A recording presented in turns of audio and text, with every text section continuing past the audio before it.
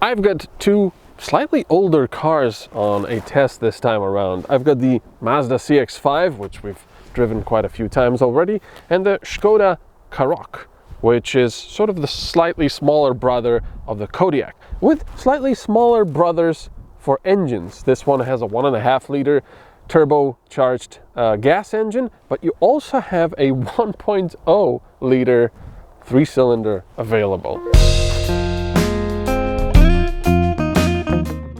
The Karoq doesn't look bad. LEDs at the front and back, as well as the recognizable Škoda front mask.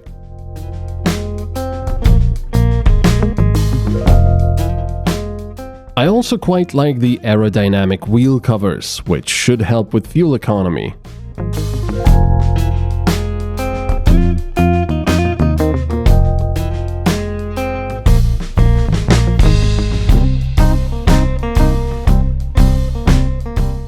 Fortunately, like I said, this has a 4-cylinder engine. It's not a 3-cylinder grinder inside.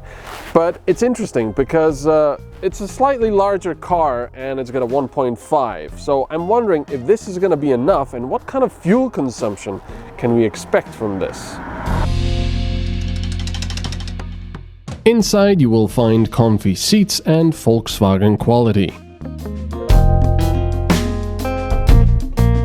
There's also not too much shiny black plastic, which attracts fingerprints and dust.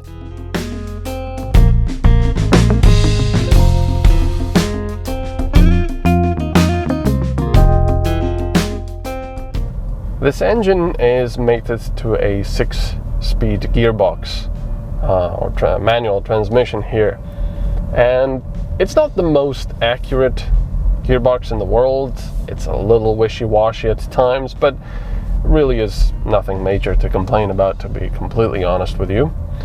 The engine itself, I was a little bit skeptical.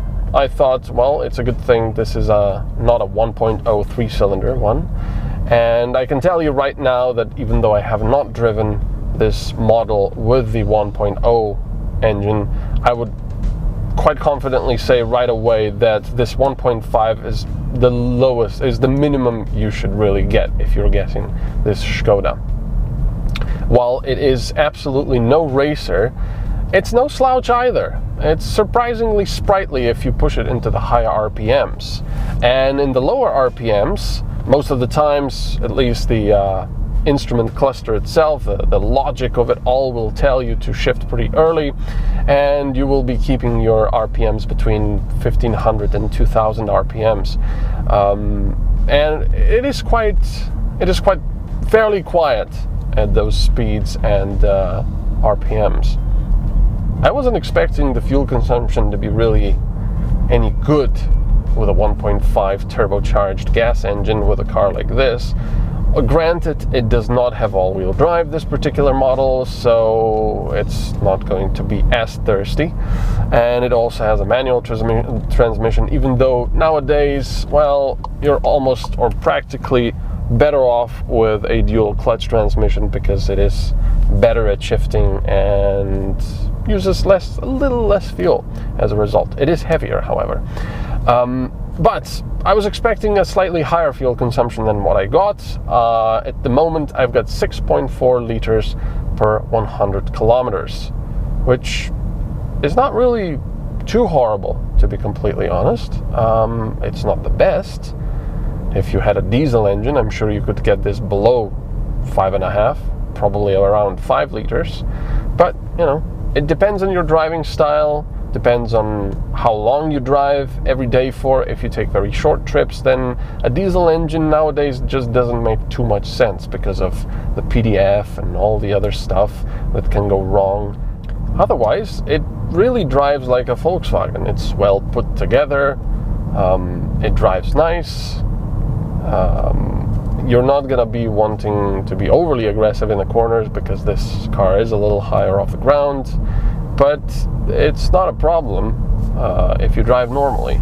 I like the steering wheel. My colleague is not a fan of the two-spoke design, although I believe you can get the optional sportier 3-spoke design.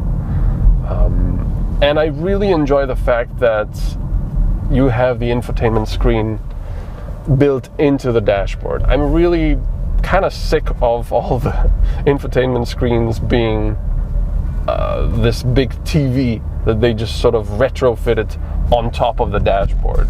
I don't understand why that's a thing nowadays, but unfortunately it is. I think the infotainment screen being built right into the dashboard where it all looks nice and uniform is a lot nicer, a lot better, and a lot more prestigious in my opinion. You also have physical buttons for the climate controls here, which is excellent. I don't want touch screen stuff, and I cannot tell you how nice it is to have actual physical buttons and little scroll wheels on the steering wheel for all your media needs, cruise control, this, that. It is so much nicer.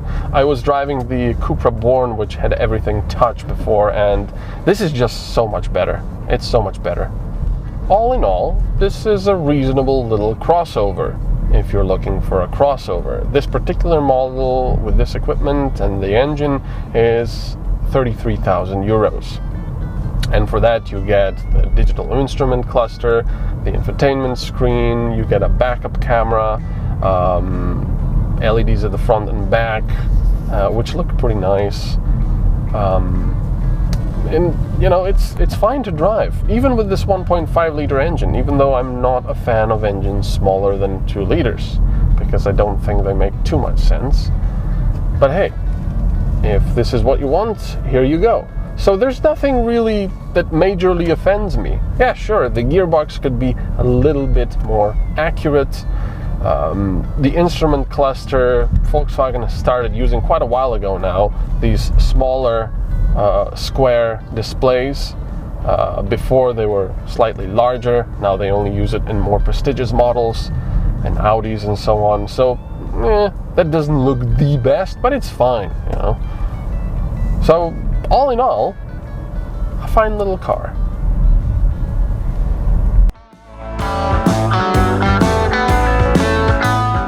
The base Karoq costs just over 33,000 euros.